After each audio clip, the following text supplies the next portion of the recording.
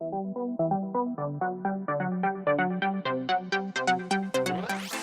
guys, Katrina here from ConFITence, and welcome back to my free video series, the 3 weight loss mistakes that pretty much everybody makes, and how you can avoid them to supercharge your results.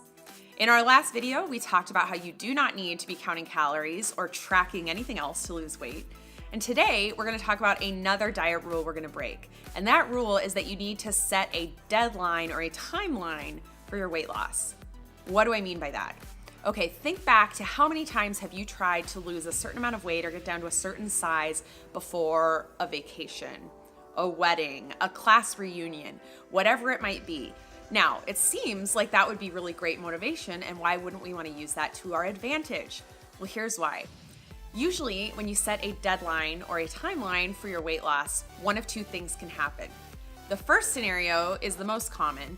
What happens in that situation is that you're working hard, you're on track to get to your goal, and then because it happens to the best of us and nobody's perfect, you slip up. Maybe you have a bad day, maybe you have a bad weekend. Whoops, you messed up on your diet. Because we still have our eyes on the prize, we're still working to this deadline, we try to compensate for that. So we say, okay, it's not too late, I've still got time, I've just got to restrict my calories a little bit more or up my exercise or whatever it might be to up the intensity of the diet to compensate for the mistake that we've made. Well, guess what happens when we make a diet more difficult? It becomes more easy to mess up again, and that's usually what happens. So we get into this dangerous cycle of going really extreme to try to compensate for our mistakes and then making more mistakes as a result because the extreme standards we've set are unrealistic.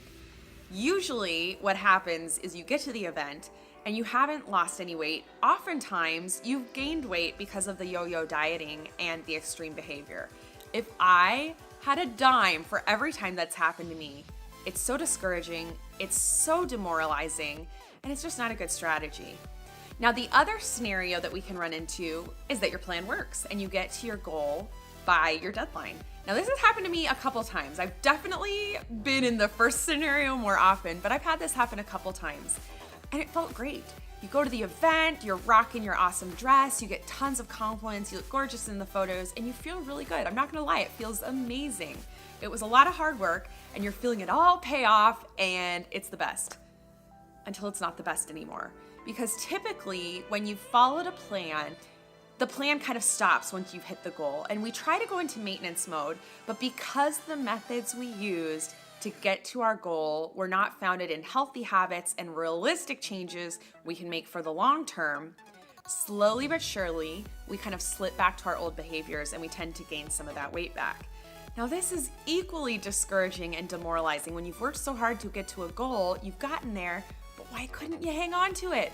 It's happened to me so many times. Like I said, I'm definitely in the first scenario more often than the second one, but both of them are so frustrating and they're just not a good strategy. I want to share a quote with you. I recently read Mindless Eating, Why We Eat More Than We Think by Brian Wansink. It's a fabulous book. I highly recommend it, but I want to share with you this quote that he has at the end of the book. Brian says, "Suppose you found yourself 2 miles from home without a ride. Although you could get home 3 times faster if you ran, most people would settle for walking. Running wouldn't be worth the sweat and discomfort, and walking will get you there at a reasonable and painless rate. Each step brings you a little closer, and before you know it, you are halfway home and still moving forward." That is so well said and so applicable to trying to lose weight. We don't want to run to our goal. We want to walk there at a pace that we can maintain so that we're maintaining not only our pace, but we're maintaining our weight loss and maintaining our goal at the end. So the action assignment I have for you today is to live in the moment. I want you to make the best choice that you can at breakfast. I want you at snack time or at lunchtime to make the best choice you have. Focus on what the best, healthiest option is in that moment. And guess what? If you maybe don't make the best choice or you don't pick the healthiest option, don't dwell in the past, move on, stay in the present, and take it one step at a time. It is as easy as that.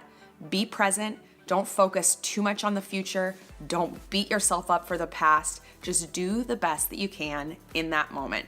I am telling you, this mental shift has made a huge difference for me. It's helped me lose weight, but it's helped me keep it off. I hope you find this tip helpful. I hope you enjoy the action assignment. And if you want a plan that is going to help you walk, not run, toward weight loss, I encourage you to check out the ConFITence Nutrition Method. It embodies a lot of what we talked about today and more. It's going to get you great results, and it's going to help you keep those results because you'll be developing great habits. If you want to check that out, click in the link below. I'll see you in a couple of days for our last tip.